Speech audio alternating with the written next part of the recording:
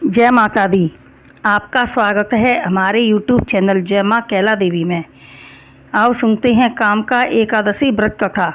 युधिष्ठिर ने पूछा, गोविंद वासुदेव, आपको मेरा नमस्कार है।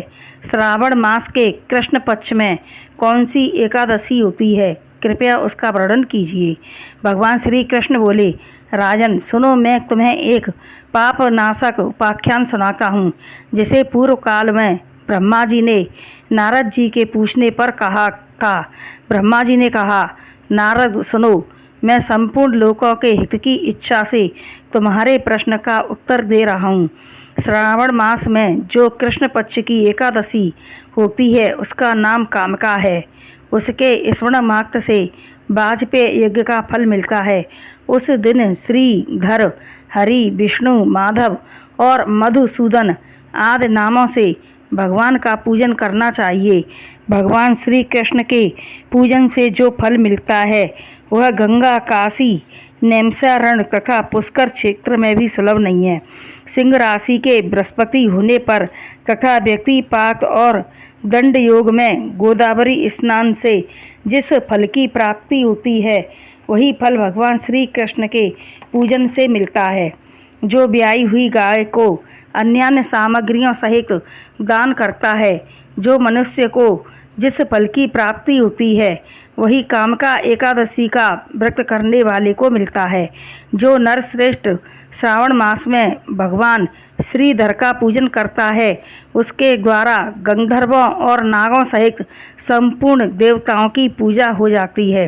कामका एकादशी का व्रत करने वाला मनुष्य रात्रि में जागरण करके न तो कभी भयंकर यमदूत का दर्शन करता है और न कभी दुर्गति में ही पड़ता है।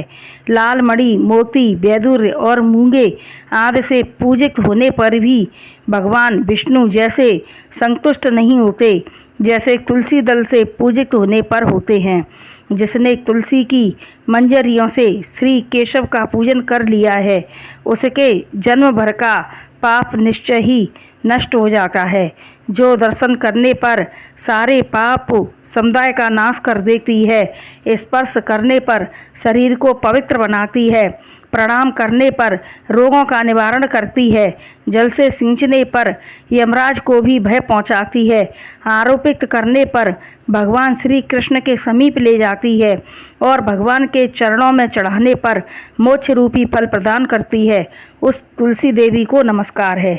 जो मनुष्य एकादशी को दिन रात दीपदान करता है उसके पुण्य की संख्या चित्रगुप्त भी नहीं जानते। एकादशी के दिन भगवान श्री कृष्ण के सम्मुख जिसका दीपक जलता है उसके पितर स्वर्गलोक में स्थित होकर अमृत पान से तृप्त होते हैं।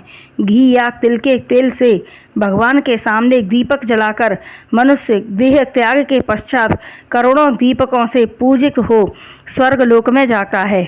भगवान श्री कृष्ण कहते हैं, युधिष्ठिर, यह तुम्हारे सामने मैंने कामका एकादशी की महिमा का वर्णन किया है।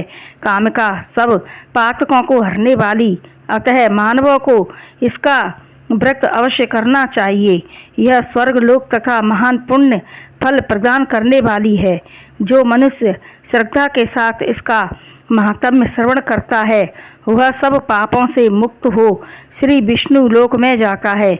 बोलो एकादशी मैया की जय। बोलो कामका एकादशी मैया की जय।